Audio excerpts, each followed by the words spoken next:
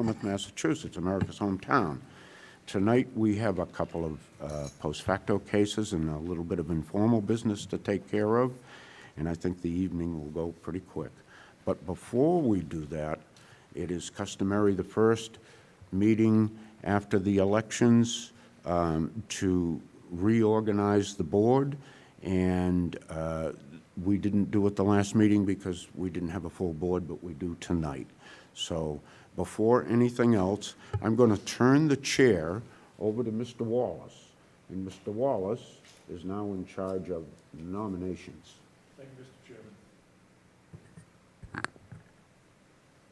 Thank you, Mr. Chairman. Accept the motion nomination. Are there any motions? Mr. Connor.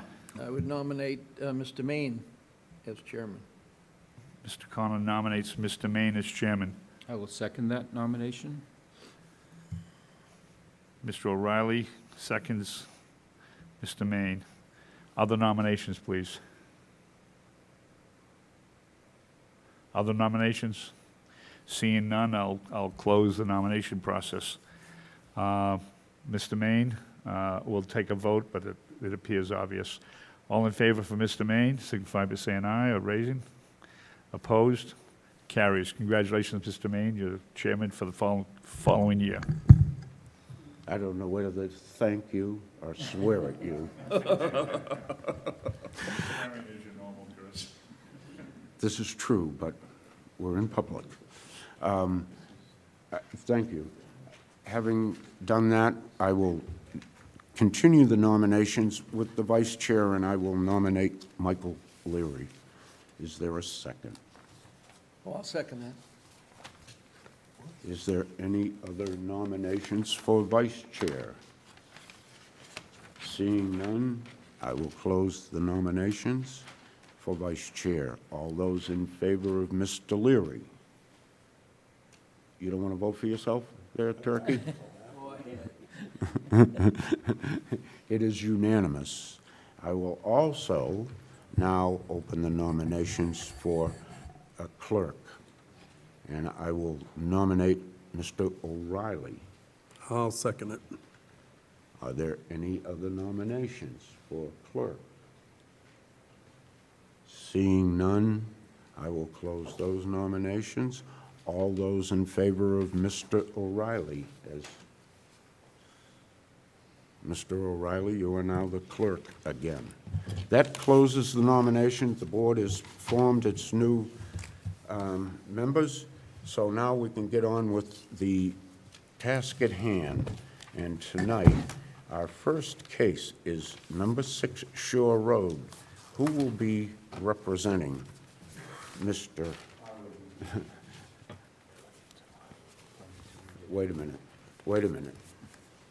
First, before we do anything, sitting on this case will be, and I'll let you read the legal report in a moment. Sitting on this case will be Mr. Leary, Mr. O'Reilly, Mr. Conroy, Mr. Connor, and myself. Would you please read the legal ad? Thank you, Mr. Chairman. Case number 4129.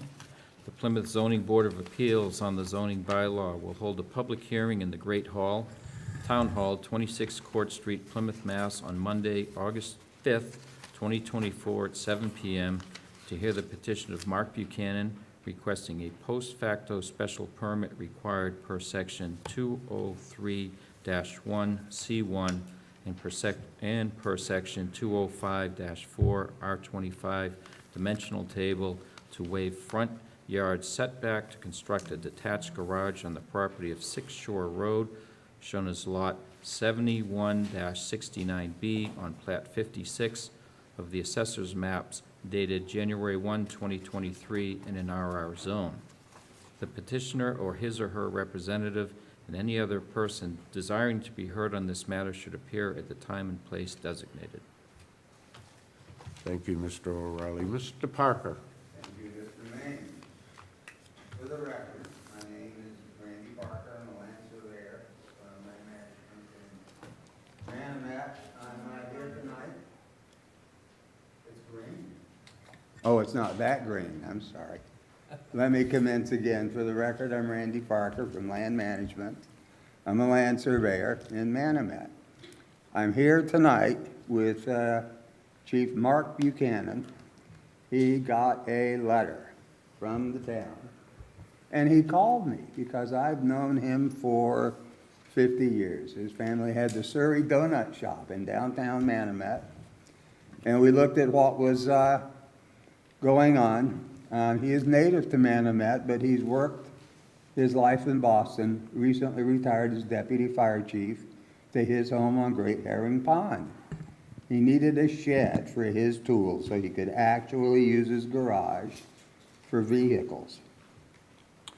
He ran across a fabricated metal shed for half the retail cost. The retail cost for that shed, you've seen it, Spencer? 50 grand, so he got it for 25,000. They didn't like it. His problem was no foundation to sit it on when it got delivered in short order. So here we are. So my first slide is the overview. You can see Cedarville to the east of Route 3. You go up Long Pond Road, down Valley Road, hit Shore Road, and where that circle is, in the middle of that is Mr. Buchanan's property. Now figure out which way this goes. No, too far. This is a little bit closer. You can actually see his lots and the lots that he has purchased next door. What's interesting here is that, as mentioned probably in the report that the planning board gave you, it consists of 2 addresses. His original address being Shore Road, and then he bought 2 30-foot lots, 30 by 200, just to the south of his own that had belonged to his sister and her husband, and it was a buildable lot. There was one requirement from the guy that sold it to his sister Judy: Mark would have to move as well. Mark says fine. And so time goes by, and Mark decided to forego another house on the pond. Instead, he bought the land under his name in common and opted for the open space and a shed instead of a house. Next up, I went the right way. The record plan highlights the lots involved, the 2 30-foot wide lots all the way to the left. You have this stuff in your packets, I hope. And those 2 30-foot lots to the west are those that he got from his sister. The remainder he had originally owned. That is the plan that was, wait a minute, here we go. This is the plan that was filed with the petition. And the basic premise here is the subject said shed has 25 feet to the street where 35 feet is needed. It's shown in the southwest of that lot, and we'll revisit the shed with a close-up further into this presentation. Next, I don't think you can see this very well at all. You've got it in your packet again, but that middle row up there all has to do with the foundation and the slab, which matters because just the slab, just the foundation for this metal shed to sit on is $5,700. Mark Buchanan does not cut corners. It's highest quality all the time, as fast as he can go. So, after the spec sheet, there is the slab, nicely done. They've done all of their borings and the attachments so that when that shed gets there, it can go in right up against the retaining wall that he's built, and they did a wonderful job. That's the front of the shed. This was also embedded in the plan that we provided. That's the south side of the shed. That's on the plan also. This is done because Mark, Chief Buchanan, was a little offended by his surveyor when he came out to look and said, "That's not a shed, that's a garage." He said, "No, there's no toys in there. There's no nothing in there but his tools." And so, to demonstrate to myself and you that this is in fact, regardless of its appearance from the outside, full of stuff. Yes, Mr. Buchanan? This is the smaller shed. Excuse me. I'm sorry. No, all right. Thank you. I apologize. Okay, so these are shed pictures. I thought they were all the same shed. And one might wonder, why does a man need all those tools? This is Mr. Buchanan's home, looking to the northeast. Here it is standing at the shed, looking straight towards the pond. He is meticulous to the point of, I don't think I'll use that word.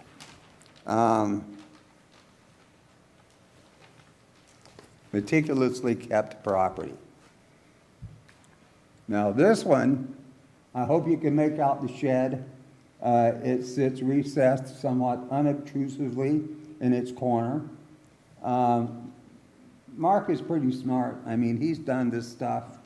You can't be a deputy chief and not understand permitting. It can sure takes time. It's something that he is also aware of. And he looked at the zoning bylaw. He saw that he needed to be 20 foot off maximum for a shed. What he didn't know, something that I didn't know at the time either, that I've learned since. 400 square feet is the maximum size a shed can be. This is 442 feet. After 400 feet, it's an accessory structure, and it has to conform to the current setback, being 35 feet, not 25, where we're at. This is a better picture. Mark took this, leaning over his fence, left the trees, the vegetation around. He's got a nice gravel leaching area there as a drainage intercept. I mean, this is a good job. And finally, almost finally, this is a close-up of that one corner. Shows the shed, the area, the dimensions, the setbacks to the street and the sideline. It also shows that there's 42 feet from the corner of that shed to the house, 46 feet to the garage that it's next to, and 64 feet to the house that's directly across the street. Mr. Buchanan did provide with the petition the support letters from every neighbor that he has. It wasn't the neighbor that was the problem here. And lastly, this is the last sheet of, wherever it is, the planning board recommendation to you guys. I was hoping I could zoom. She said, no magnifying this thing. So, what they have is the recommendations, the criteria, appropriate to the neighborhood, facilities in place, no hazard, and no nuisance to the neighborhood. They also come up with some conditions. We are just fine with those conditions. I especially like the one, Spencer, where we combine all these teeny-weeny little bitty lots into one. I've already put the well and the septic onto the revised plan that you will be looking for. The well turned out to be, I don't know, maybe 30 foot off of the shed on a retained area. And the septic, of course, is way down the hill next to the house. That's it. I guess I just want to add very briefly that Mr. Buchanan knows what he's doing. He's worked as a lineman. He's worked construction too all of his life. Firefighters seem to like having 3 or 4 jobs, I don't know. He's held a number of licenses. He's a member of the Herring Pond Watershed Association. And I'd like to keep Mark in this community because he does good things. He's provided the firefighters at the Cedarville Fire Station with a gym, weights, treadmill, bicycle, whatever they have down there and the like. So he supports this community, and I know that he regrets moving forward without a permit. He does know better. But sometimes people get in a situation and a circumstance. They need to deal with it, and just bringing this into conformity is expensive, let alone all the double fines and stuff that come down the pike as we move ahead. So he's a good man. We would expect no difficulties whatsoever during the permit and inspection sequence. Appreciate your consideration. Any questions or comments for me or the petitioner? Thank you. Board members, any questions? Well, I could just comment that I could certainly see somebody saying, it looks like a garage, because that's the first thing that hit me, is it's a garage. And anything that big, certainly, I think we all know requires a building permit, so I don't know. So, Bill?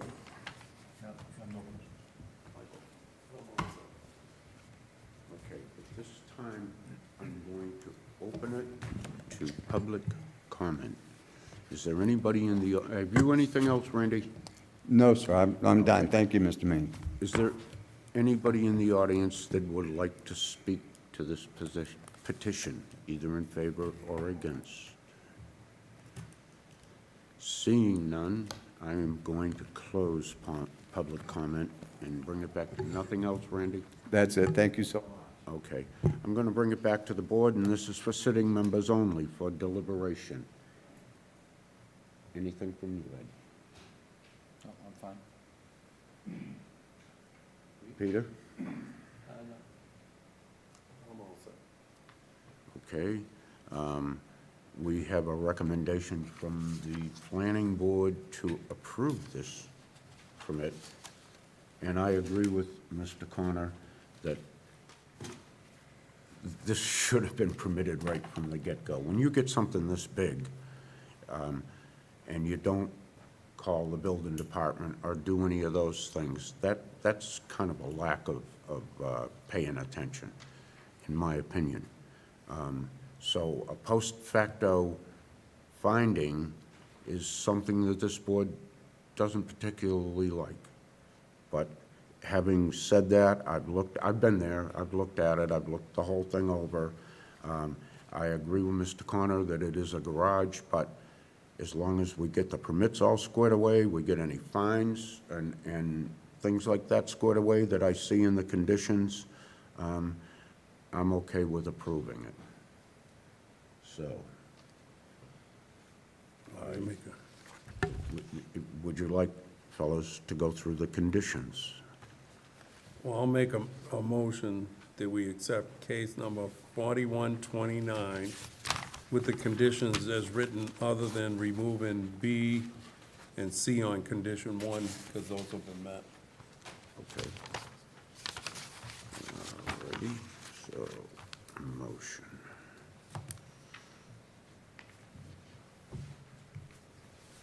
Is that on this plan, got the revised stuff? Oh, no, I don't know, Randy, Yes, it does. Yeah, it does. Excuse me. is it? I thought I understood you to say that you have revised a plan that includes one of those conditions. It's in there. Okay, but is that what we have? That's what I thought. No, mine has No, it. mine has, Mine has the well and the I've got it, septic. the well and the septic Yeah, right so here. does mine. Well, then I guess you have to. Pay attention, Randy, you drew it. I'm sorry, I'll say to you, Buster, when I think of my life, have I lied to you or I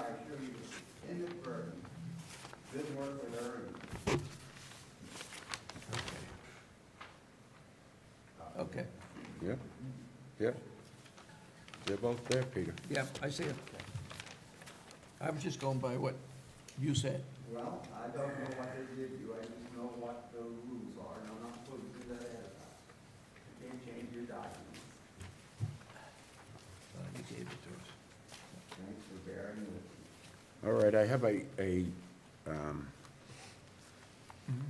motion by Michael, and I don't have a second. I'll second that. Okay, and a second by Kevin to accept conditions 1 through 3, and that they have satisfied the B and C of the first condition. All those in favor? It is unanimous. Thank you so much. Please pay all your fines and do all your stuff and enjoy yourself. It's a nice little place. And don't do it again. You know, Mark. Why? Then we wouldn't have anything to do. I just want to thank the board, thank you all very much. You're welcome. All right, now.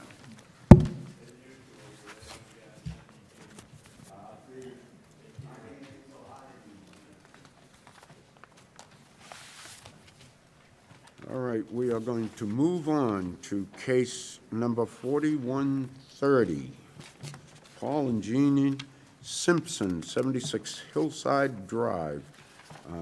Sitting on this case will be Mr. Leary, Mr. O'Reilly, Mr. Conroy, Mr. Connor, and myself.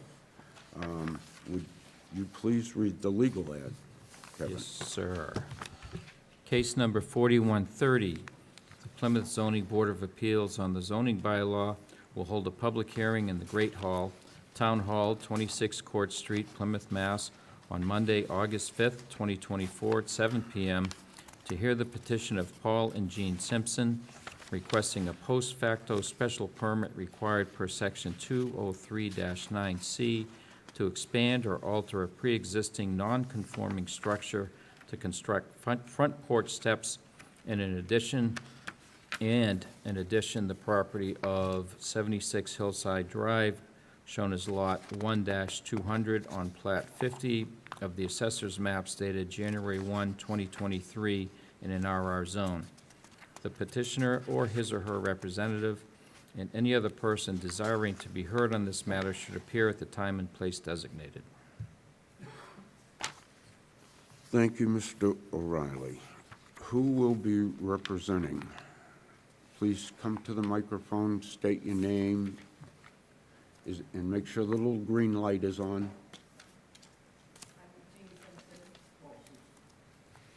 Okay. Go right ahead.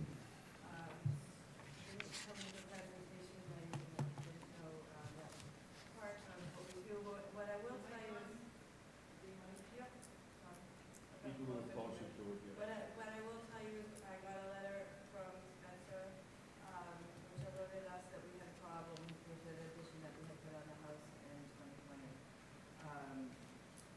And at the time that we did the addition, we just had actually talked to a couple of builders. We wanted to put on a room. My parents were having difficulty. They were living in the White Mountains up in New Hampshire. My father kept falling downstairs and whatnot, and they needed to move out of their house. And so I wanted to make a little space in my house for them to come and live comfortably. And it didn't, it wasn't, I don't know how to say, it wasn't like they couldn't have moved in there anyway, so they just let a little extra space. We talked to a couple of people in the trade. Oh, it's on, it's brighter now. Yeah, I can hear that now. Should I start again? No, No. go ahead. Anyways, we got some builders to come and look, and we talked to them, and I told them what I wanted for, just a sitting room. I knew that the septic system was in the back of the house, so I asked them to put it on, if it could be done on the front of the house. And so we had talked to a couple of people. They came back with some numbers. And obviously, we picked the numbers that we liked better, and so we went with that builder. He said, let me see. I said to him, my question to him is, can this be done? And he said, let me take some time and I'll look into it and I'll let you know. And he came back and he showed us a piece of paper with a drawing and he said, is this what you had in mind? And I said, yes. We said yes. And the work began. And we just thought that that's how things went, you know, and I'm sorry to say, I never had a contractor before, I never did a building thing before, and that's how it went. He came and he did the addition, and he did the front porch steps and whatnot, and Did, at any time during that, while you were talking to him and contracting this, did you ask him about permits? this is the thing that I can't, I didn't, because I didn't know that was a thing. Did you ask him if he was an insured contractor or a licensed did we ask him that? contractor? Yes. Yes, and he said he would take care of everything. Yes. And then we got a call because in November, our daughter had a drug problem, so we took her in and the 4 kids, and then I don't know if someone called or something, so now we had 5 more people in the house, and I think that's why we're here now. But they've since moved out.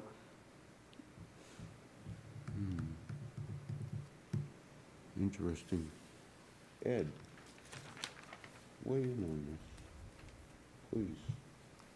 Weigh in on this. I'm concerned that I don't really want to penalize people that were taken advantage of by a contractor. What would you do? I would do what they do. If I got a nasty letter from the zoning board, I'd say, oh, no, and I'd do the filings, but I would have gotten an engineer. I wouldn't do it on my own, though. The only difference, I'd hire Randy Parker is the only thing I would have done different, or Well, you could handle say someone hire like Andy. I'm just saying, I would hire somebody. We And, hired someone. And the thing is I'm sorry. I'm versed in this business, so I would have known that a permit would be required. But you're asking if I didn't, say I was not I didn't have a job like I have. So I think that things happen, and I think this is a learning experience for the buyer. We're, as a board, we're placed in a bad position.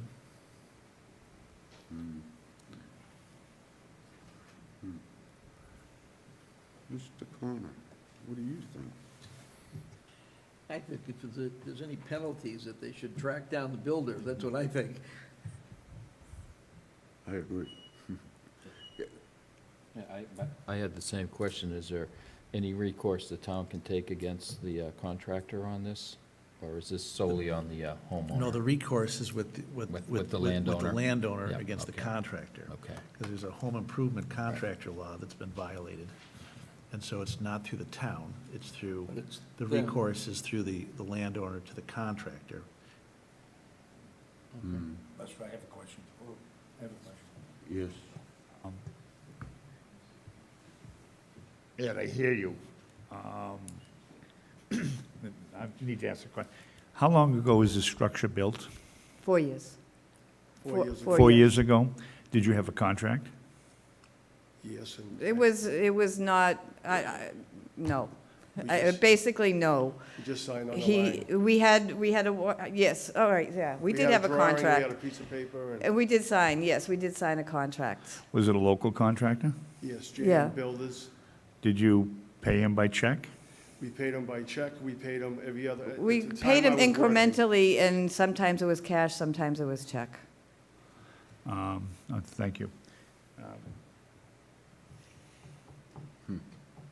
If, and I don't know this, Ed, and I'm asking your opinion. I don't know the answer to this, Ed. I'm asking your opinion. If they could document when it was built, they could document it was a local contractor, and he was working here and told them that he had pulled all the necessary permits. He didn't say that. That's getting us into something that, It's not what we do?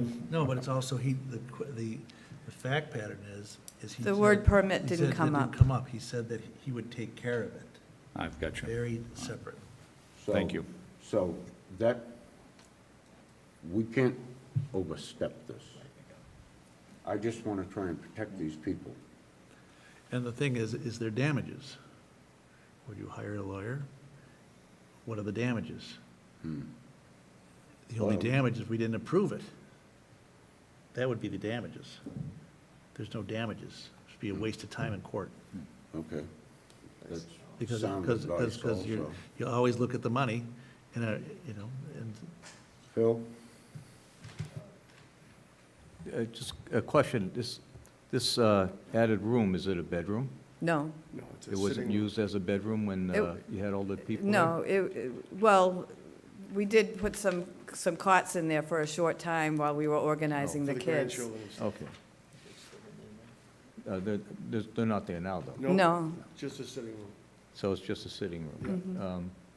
Mhm. He showed you plans, he just drew some lines on a paper? yeah, and- pretty He much. didn't He did say- a drawing of what it would look like and everything. But he didn't, nothing told you if it was gonna be 2x4, 2x6 insulation? No. I don't What believe about so. the wiring? He did the wiring too? He so- basically, Hide everything. he hired somebody to do So the there was an wiring. electrician who did the work who didn't pull a permit. There's a contractor Apparently. who did the work and didn't pull a permit.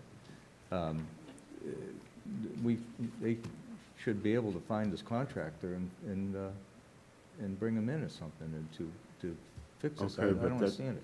Again, that's. But that's not us, I know. Right. But right now, here's the thing is, it's an addition, it's construction that was done that was not drawn by an architect, was not approved by the building department. So the building commissioner inspectors need to look at it and accept it, that it was built correctly. So that's going to be a condition if this were to go approved. Wait a minute.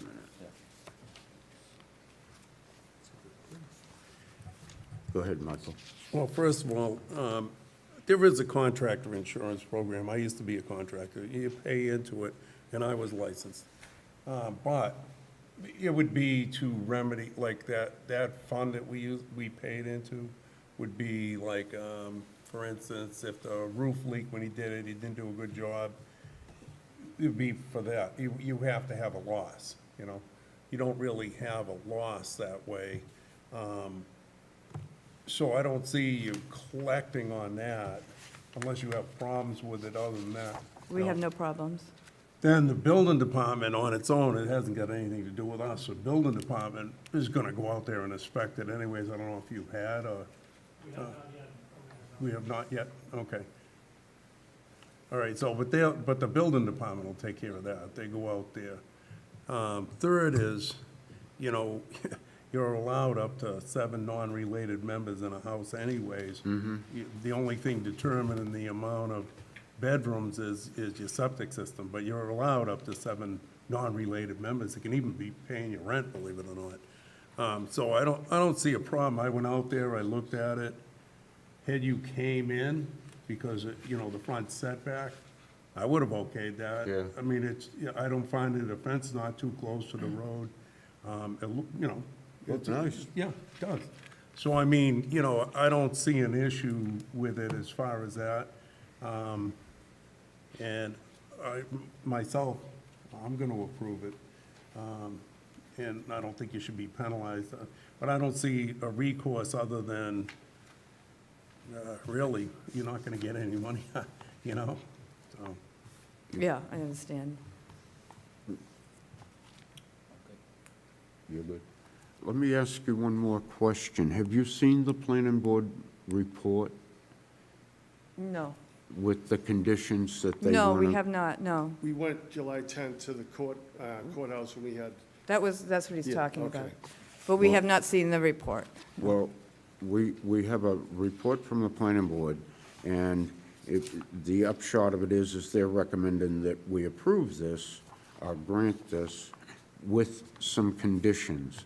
And the conditions are, there are only two, and one is prior to issuance of a zoning permit, municipal liens certificates shall be provided to the building commissioner as evidence of payment of any back taxes, fees, penalties, and so on and so forth. That's a standard. That's on every single permit we do, okay? And the second condition, per inspectional services, filing fees schedule, a late filing fee will be required. Late filing fees up to double the permit fee. Failure to file for a permit in accordance with Section R 108.6 of the State Building Code will require a violator to pay the above late fees and additional standard fees. It's just more language. You're going to have to pay some fees. The building department's going to want to come out and inspect that, and hopefully the guy did a real good job because it looks nice. Hopefully it'll pass the building inspector and you'll be done with this. Pay the fines and so on and so forth. And I'm sorry that you had to go through this. Thank you. Okay, so that's my little spiel. Has any other board member? Is there anybody in the audience that would like to either speak in favor or against this petition? Please come to the microphone, identify yourself.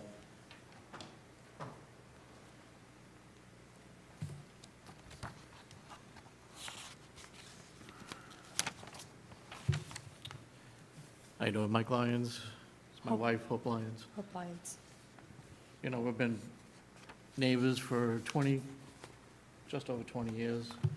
So we've walked by the property, and just like the gentleman over there stated, it's very well done. I was surprised when we got the abutters letter and had a conversation with Paul and Jean, and did surprise us because it is nice. It does not seem to encroach. And if you saw the house before and you saw the house after, it really blends in, and I really can't tell where it was and where, you know, the driveway's the same, everything's the same. So from our perspective, we have no issues with it. You guys have to do what you gotta do, but we're just here to support them because they are good people. They've been good people to our kid, so, and the addition is nice, so, but obviously it's gotta pass the inspections. That's all I gotta say. Thank you. Thank you. Would you like to add anything else?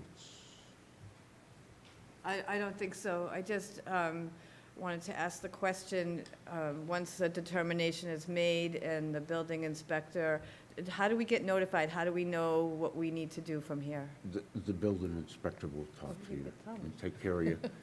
And Denise is a world of information.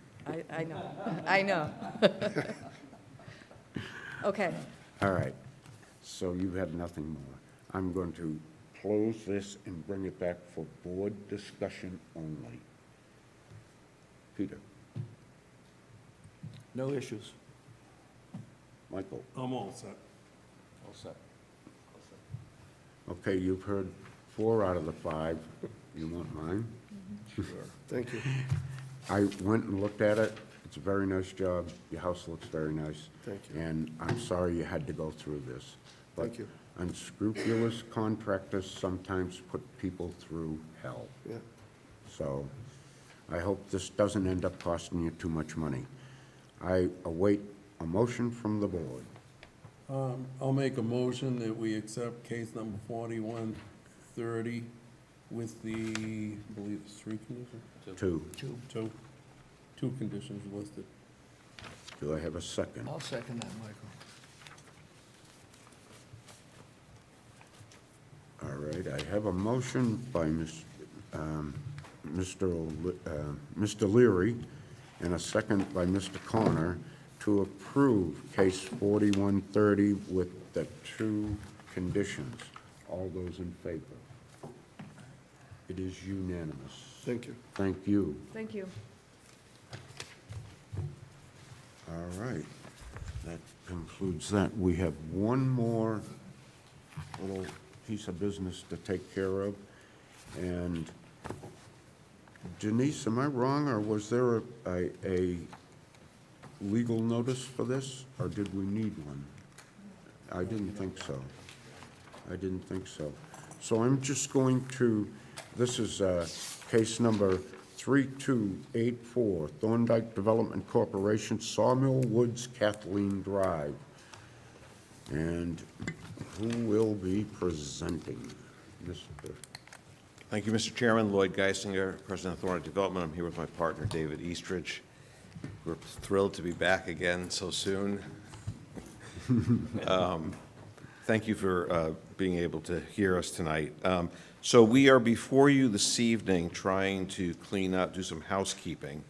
One of the outstanding pieces of surety that exists right now is a tripartite agreement between Rockland Trust, the town of Plymouth, and Sawmill Development Corporation.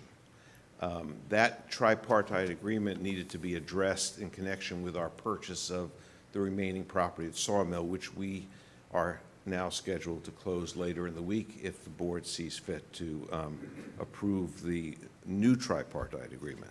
The reason that we did not bring this to your attention earlier was because we were under the incorrect impression that the existing tripartite agreement could be assigned to the new lender and that it would simply be assigned over, and therefore no action of this board would be required. The exact same tripartite agreement would still be in place, but rather than Rockland Trust being the lender, it would be Mechanics Cooperative, which is our lender. When we reached out to the planning department, Lee and Colleen informed us that no, that was not correct, that a new tripartite agreement needed to be drafted and put before the board for its consideration. So that's what we have done. It's a little bit of an odd situation because, as you know, we're going to be back before the board this fall. Nonetheless, there needs to be surety in place. And the existing tripartite agreement was a little bit out of date. Specifically, there were several conditions. Once we had to present an updated tripartite agreement to the board, we felt, frankly, that we needed to take a hard look at what was actually on record right now. What was on record was out of date. And I wasn't in good conscience going to come up in front of this board and just wink at it. So specifically, the tripartite agreement secured, the existing one, I should say, secures three pieces of work. It secured a new water line that the ZBA called for being extended to a common property line with the town, and the establishment of a water line easement area. That condition was eliminated by a vote of this board and is evidenced by an amendment to the comprehensive permit in 2019. Pretty sure that's the right date. It was determined originally when the comprehensive permit was before this board, there was discussion apparently about a possible well site on town-owned land that's adjacent to the Sawmill property. And so in order to potentially facilitate a connection, that was included as a condition and was then included as part of the surety for the tripartite agreement. There's now, and it's in your package, there was a determination made that that was no longer of any interest to the town, and so there was a vote to eliminate that. Second, there was the, I'm sorry, I've forgotten the second one. Well, this, what was that?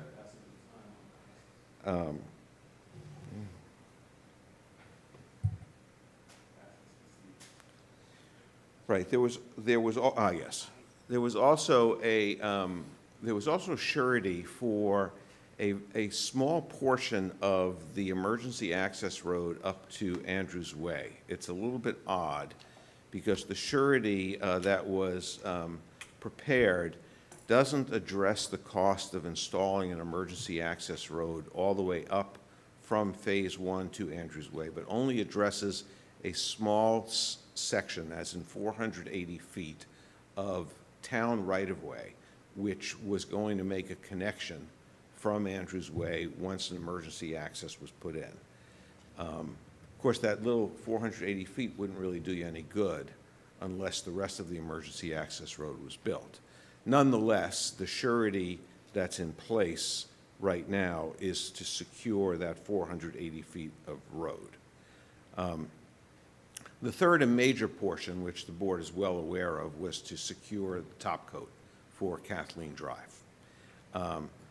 So in our amendment to a modification to the permit that this board approved several months ago relative to this Phase 2A, we worked with the fire department to create alternative emergency access and agreed to sprinkler all of the homes in Phase 2A and looped that emergency access back down to Drum Drive, which the fire department signed off on and was part of the approval that this board made, making the surety on that little piece of Andrews Way not relevant at the moment to the fire emergency access. Right now, it calls for that access to be built prior to the last occupancy permit of Phase 2A, whereas before it needed to be built prior to the beginning of Phase 2A. I apologize for all this detail, but there's really no way to address this without getting into the weeds here. So in short, we went out to market and received bids from qualified contractors for top coat on Kathleen Drive. And that bid from RICO, which is doing a great deal of work for us right now, is attached. The water line is no longer relevant, and the emergency access has been addressed by virtue of the fact that we can't pull any occupancy permits beyond 18 without satisfying future emergency access, and that all the units are being sprinklered. So the revised tripartite agreement, if you do the math based on the estimate that we received with a 20% contingency, which is what Beals and Thomas called for the last time they reviewed this, comes out to $311,000. The actual amount of the tripartite agreement right now is $355,863. Can I ask you something, Lloyd? Yes. The funds to put a top coat on Kathleen Drive, you can do that, all of that, all the way to your entrance for $300,000? We've received 3 bids. This is strictly top coat. And it was the same scope as was previously included. And we've included the bid. It was an arm's length transaction. And Dave, who's a civil engineer, priced it himself and came up with virtually the same number. So, Interesting. and actually, it's less than that, Mr. Maine, because that includes a contingency. So the actual bid, which I have, which was attached to your package,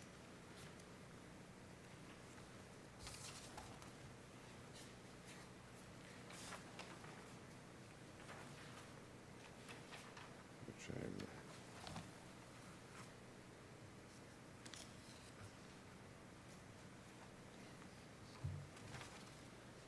is $259,000. This is a third-party bid.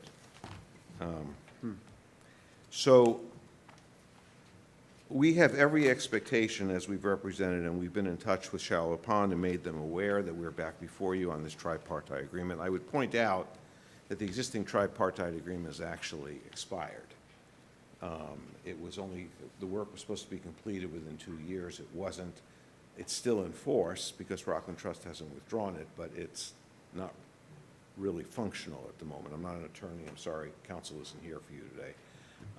But in any event, what we are proposing this evening is that that the amount remain unchanged, that we stick with the $355,000, and the tripartite that is in front of you eliminates the water main as a requirement, as well as the emergency access, so that the full $355,000 secures top coat.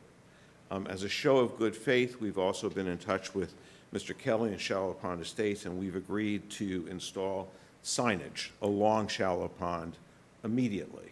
This is not part of the tripartite, but it's something that we put in writing to Shallow Pond. We have been working with them over these past months on a more robust improvement package, which will be part of our submission to you next month. They have, and he'll speak to this himself, but we have worked with them to agree to put in stop signs, crosswalks, speed limit signs along Kathleen Drive, which we will do immediately. We've already ordered the signs. I'm hoping that the board can work with us on this. I apologize. I feel rather foolish that we didn't handle this in a more professional way. And on the advice of Colleen and Lee, we have brought with us, if the board sees fit to approve this, 3 copies of the tripartite agreement, which have already been signed by our lender, notarized, and I've signed it as well. I realize that's a little presumptuous, but that was what we were advised to do, because the closing is scheduled for Wednesday. So, but we'll put it off. Anyway, that's a lengthy explanation, but that's where we stand. Board members, questions? Yes. Can you go over the elimination of the requirement to install a water line to the town property line? Sure. So I included in your package a copy of the vote, which is the very last page, at least in my package, and is dated, actually, December 16th, 2020. I actually think you're in here, Ed. And so it says that under procedural history, the town and applicant have agreed that the requirement of a water easement under condition A-21 is no longer desired by the town of Plymouth. After due consideration of the applicant's request, the board found pursuant to 760 CMR 5605 that the requested minor modifications is substantial, as the town no longer desires the water easement discussed above. So that was eliminated. Do you even need it then? Excuse me? Do you even, if we have a zoning board opinion that says that it's eliminated, do you even have to mention it? I'm sorry. It doesn't matter. What does it matter? If you have a zoning board statement that's been recorded that says you don't have to do it, you don't have to do it. No, but right now, there is money allocated to that, a water easement within the tripartite agreement. So by eliminating it, it means that that money is now available to secure the top coat. I should have said that. All right, that makes sense. My apology, yes. Eliminate or amend. All right, thank you. Yes, yes. More amend that order to a new Right. one. Right. Ironically, the water line's already in. So if you ever change your mind, they put it in. If memory serves, we had discussion several times at this board about the water main that you even mentioned, and the issue of the financial responsibility for that water main. At least it's my impression from that discussion that the town does not own that water main, but they do supply the water. Is that consistent with your thoughts? This only relates to extending a water line. It was a couple hundred feet, right, if that? Yeah, to go from the end of the cul-de-sac. The sawmill property shares a property line with land owned by the town of Plymouth. And so the water line was to be extended from the end of the cul-de-sac up to that property line. We actually had this exact same situation at Sawyer's Reach, where the town wanted us to extend a water line through the adjacent over 55 community, so that the town could loop its water line.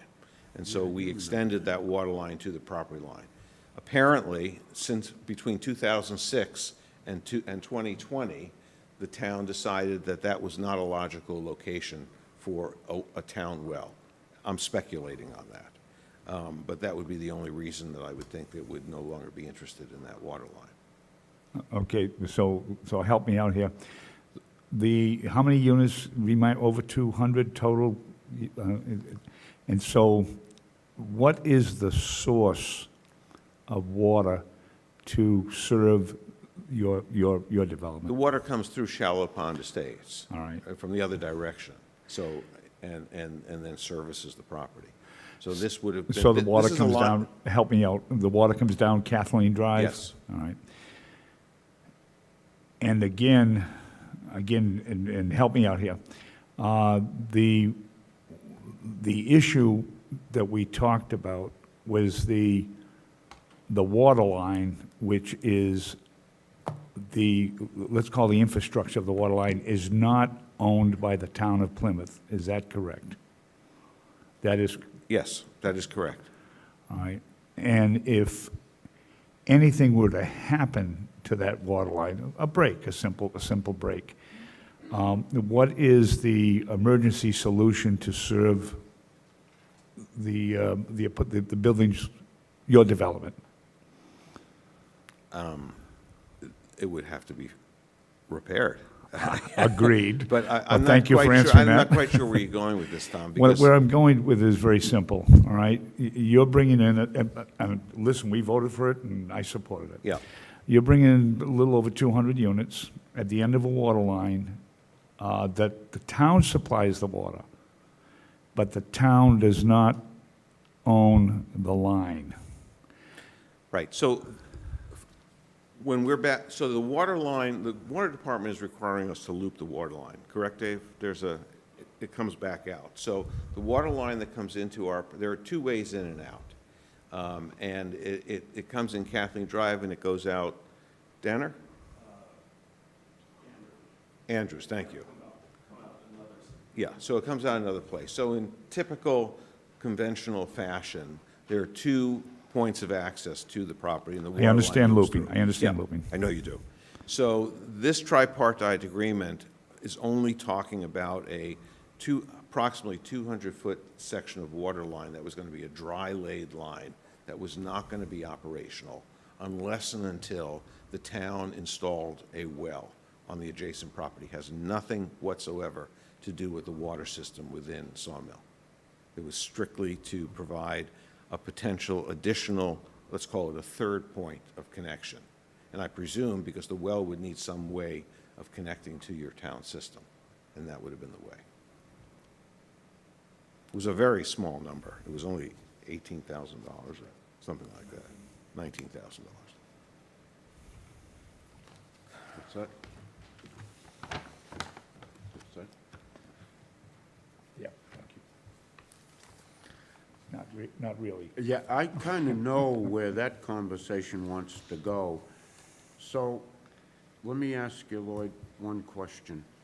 If there was a catastrophic failure on Kathleen Drive, what would happen to your residents further down the line?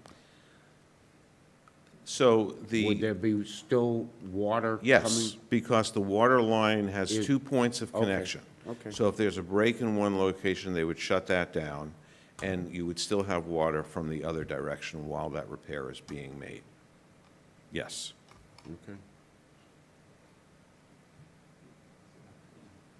All right, any other questions?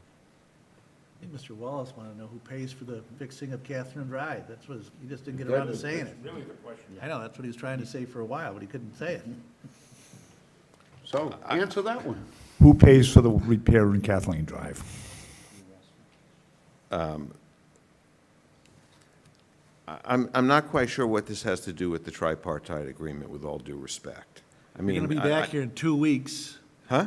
You're gonna be back here for like the end of time, I think. You know, it does, you keep on coming back, he wants a question, can you answer his question? I do not have an answer to that question. We don't have anything to do with the water line in Kathleen Drive. Now, if this board sees fit, when we come back before you to modify our permit, to put additional conditions on us, that's a conversation that we would have at that time. But the comprehensive permit, as it exists right now, Yeah, I receives its understand. water. Okay. You're right, but be prepared. It's not going to come as a surprise. And, I mean, Buster, we have gentlemen here that are here, we've heard this a lot of times, that we'd like to find out who's gonna fix the thing, and who's gonna We're pay for it. Probably not going to find that out tonight. We aren't. We Okay? are? I don't know, that's the, he asked a question. We're not gonna find it out, just say we don't have the answer. Exactly. What does that have to do with this agreement? Nothing. So we're wandering, although it's a good question, and it's something that you folks are going to have to address later on. I understand. You're right in saying that it has absolutely nothing to do with the topic at hand. That's right. I don't mean to be difficult. I'm just, we understand that there's a whole host of issues. This has been a very messy permit process. We're trying to clean it up. And we have to close on the property in order to begin that cleanup process, and that's what we're trying to do here. It's, honestly, this is the most complicated transaction I think I've ever been involved in. Amen.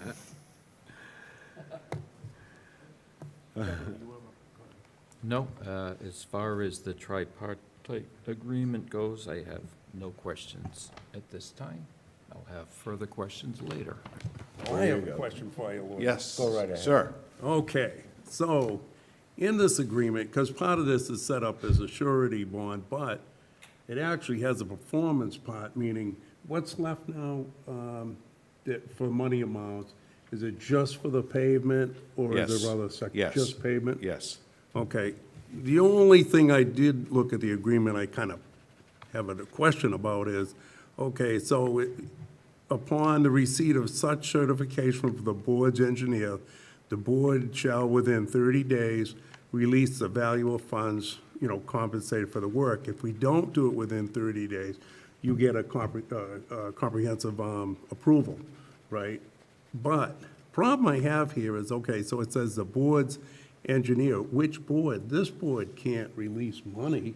That's only the selectmen. So this is kind of the pickle that we're in, because we didn't intend to do anything to the No, existing I tribe. All we understand. wanted to do was assign it to Mechanics Bank. So we copied the same language over. That is the language language that's that's in in your it, tripartite exactly. agreement right now. Exactly. And I'm sure that when we move forward, it can get rewritten. So question for you. This is just a question I'm asking. So it says 30 days. Would you have a problem putting 60 days in the initial? No one? problem. Because my issue is, okay, so our board says, yeah, we can see the work's done, okay? But we can't issue that release of funds. It has to be the select board. So I'm just saying, I'd like to see the extra time. So you could write in 60, initial it? Totally fine. There we go. All done. Peter? No, I'm happy. I think, Lloyd, your presentation was just fine. I think I understand it pretty well. I read it at home, and it all makes sense to me. Well, I didn't And I also, I can believe this is one of the tougher ones you've been involved with.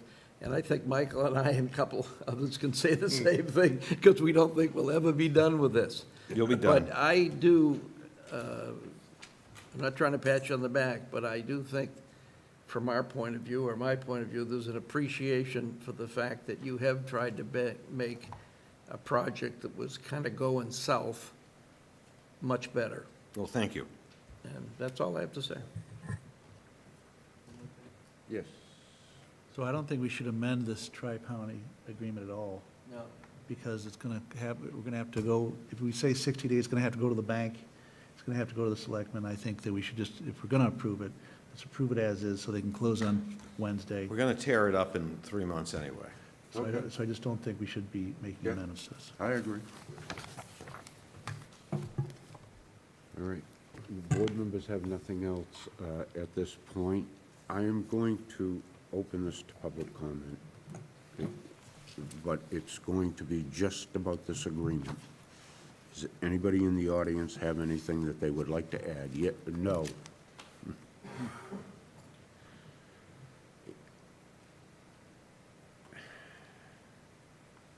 Be very brief. My name is John Joseph. As you know, I've been here before. As it relates to the tripartite agreement and the putting of 2-inch top coat on Kathleen Drive, in effect, the same issue as it relates to the water line relates to the road. It is owned by each one of us that lives along Kathleen Drive.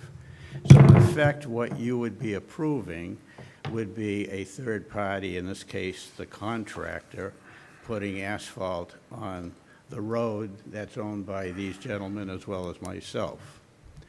I would consider that a trespass. So what I haven't seen, and I've asked for, what authority does the town have to put asphalt on my property?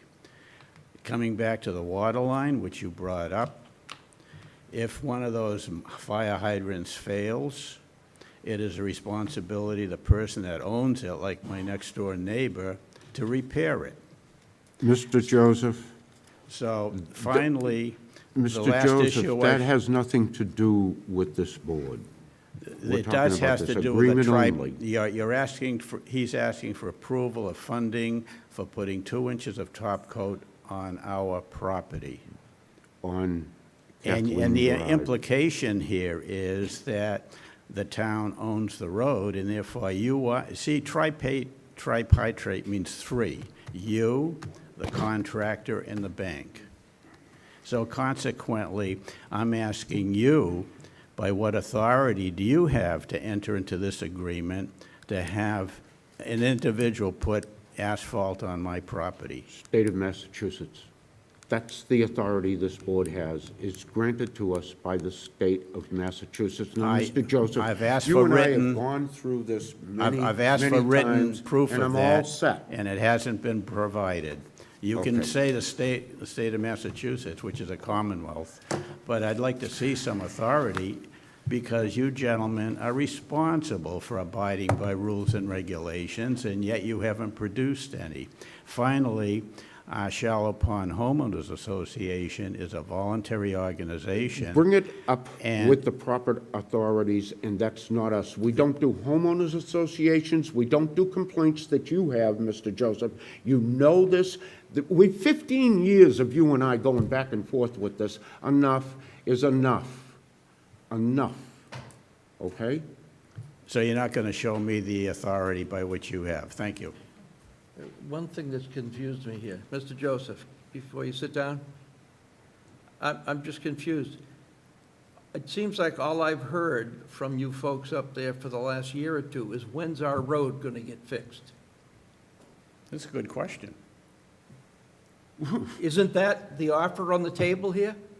I'm not sure what, And, look. and now you're saying that's not good enough. What is good enough? Oh, no, wait a minute. I'm not allowed to negotiate with you. Okay. Yeah. You know, you set the It's rules. just making no sense. No, of course it doesn't make, this whole thing has been a mess since... Mr. Joseph, please sit down. Ma'am, shut his microphone off. Yes.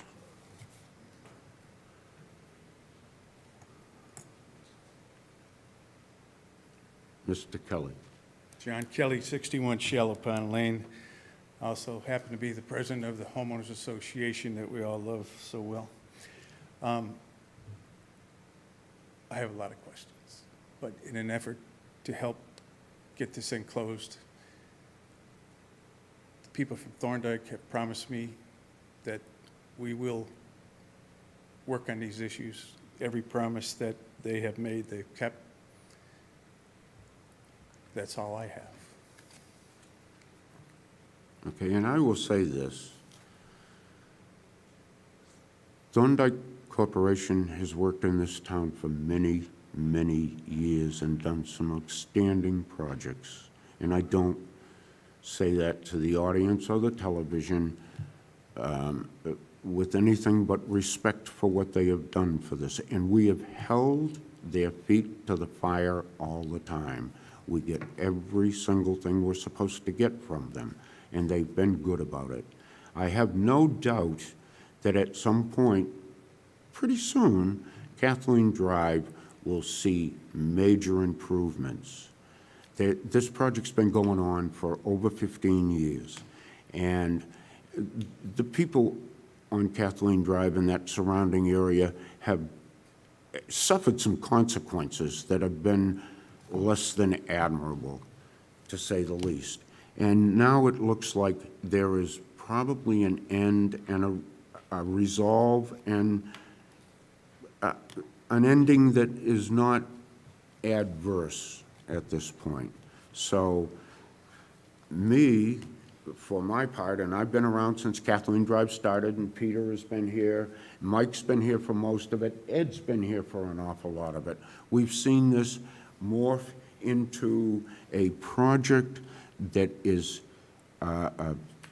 going to probably be a really nice project. So I too want to see this go through tonight.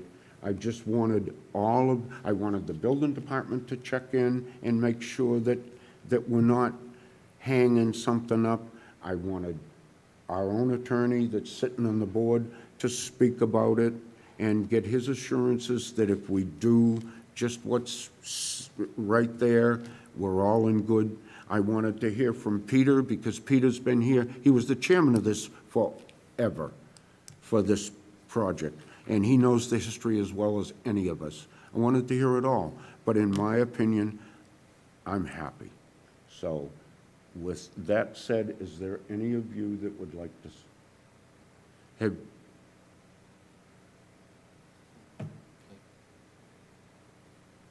Mr. Geisinger, have you anything else you would like to? Okay, then I am going to close this hearing and bring it back for board discussion only. Please, I will start with you, Ed. I'm okay with approving the tri-party agreement. No comments. I'm fine with where he's gonna be back in 3 months anyways, and he isn't gonna be doing the road. If it wasn't for that, I would have rather have you just initial 60 days, because I just don't see 30 days in this town, anything happening, never mind just this board, you know? And that has to be by the selectmen to release the money, so even though we say it's done, it would have to go a different road. But where it's gonna be back before us again, I don't have a problem moving this forward. Matter of fact, I'll make the motion. Well, let's let Oh, go ahead. Peter speak. No, I'm good. Make your motion. That we approve the tri-party agreement replacement of it. I'll second.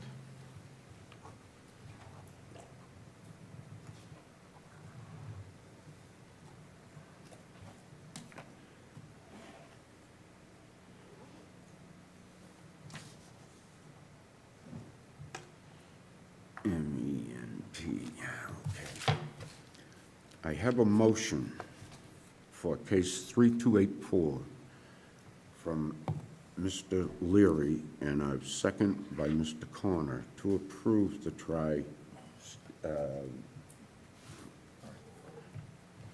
what the hell are we talking? Tri-party. Yeah, the tri-party agreement as written. All those in favor? It is unanimous. We will sign those. Why don't you give us a few minutes to get the room cleared out and everything, and then we'll have a signing party. There you go. Is there any other business before us this evening? I would appreciate a motion. I make a motion that we adjourn. Is there a second? I'll second it. We have a motion by Peter and a second by Michael to adjourn. This concludes the business of this board for this evening. Thank you very much.